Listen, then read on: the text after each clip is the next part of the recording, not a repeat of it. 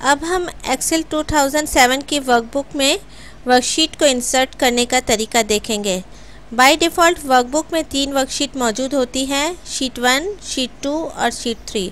सबसे पहले हम इन वर्कशीट के नाम को तब्दील करेंगे। शीट 1 पे हमने राइट क्लिक किया और फिर मेन्यू में से रीनेम पर क्लिक करेंगे। देखिए शीट 1 हाईलाइटेड हो गई। अब हम इस पर नाम टाइप करेंगे। अब चूँकि ये वर्कशीट हम जनवरी के महीने में होने वाली सेल्स की डिटेल में के बारे में हम डाटा देना चाहते हैं इसके अंदर, इसलिए हम इस पर जैन टाइप करेंगे। अब शीट 2 पे हमने राइट क्लिक किया और फिर इस पे हमने रीनेम पर यहाँ पे क्लिक किया और फिर हमने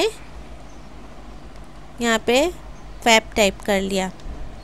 हम रिबन में मौजूद कमांड्स की मदद से भी शीट के नाम को तब्दील कर सकते हैं। शीट 3 पर क्लिक करेंगे और फिर होम टैब पे जो फॉर्मेट कमांड मौजूद है उसके बराबर वाले एरो पर क्लिक करेंगे और फिर मेन्यू में से रीनेम शीट पर क्लिक करके और फिर हम वर्कबुक का नाम दे देंगे, वर्कशीट का नाम दे देंगे।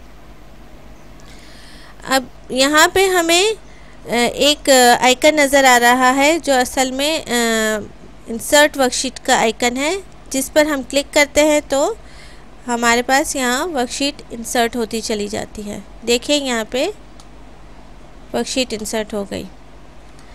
अगर हम इस शीट पे राइट क्लिक करेंगे तो यहाँ जो मेन्यू है उसमें जो इंसर्ट की जो कमांड है उसके ज़रिए भी एक नई वर्कशीट को इंसर्ट किया जा सकता है। अब हम इंसर्ट पर क्लिक करेंगे और फिर देखें यहाँ पे एक डायलॉग बॉक्स आ गया जिसमें वर्कशीट पे हम डबल क्लिक करेंगे।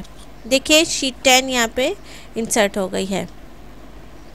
इसके अलावा हम कीबोर्ड में मौजूद जो कीज़ है उसकी मदद से भी एक नई वर्कशीट इंसर्ट कर सकते हैं। कीबोर्ड में मौजूद शिफ्ट और F11 की कीज़ को अगर हम एक साथ प्रेस करेंगे तो भी हमारी एक नई वर्कशीट इंसर्ट हो जाएगी। देखिए यहाँ पे शीट 11 इंसर्ट हो गई है।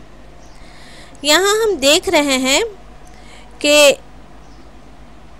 यहाँ पे हमें जैसे ही हमने यहाँ पे वर्कशीट को इंसर्ट किया तो हमें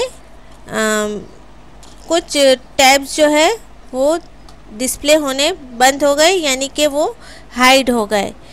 इसकी वजह ये है कि यहाँ पे जगह कुछ कम है। अब कॉर्नर पे हमें ये लेफ़्ट और राइट एरोज़ नज़र आ रहे हैं।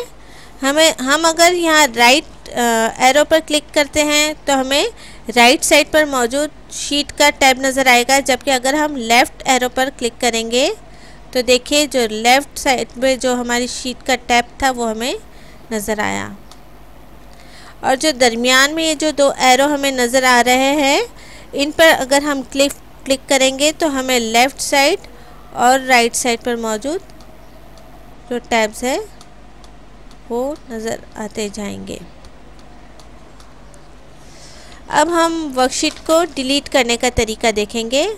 वर्कशीट को डिलीट करने के लिए हमने शीट 5 को के ऊपर राइट क्लिक किया और फिर मेन्यू में से डिलीट पर क्लिक कर दिया। देखिए शीट 5 डिलीट हो गई। अगर अब हम शीट 6 को डिलीट करना चाहें तो हम शीट 6 को सिलेक्ट करेंगे और फिर रिबन में से डिलीट पर प्रेस करके हम यहाँ डिलीट शीट पर यहाँ पे क्लिक करेंगे और देखिए यहाँ पे शीट 6 भी डिलीट हो गई है।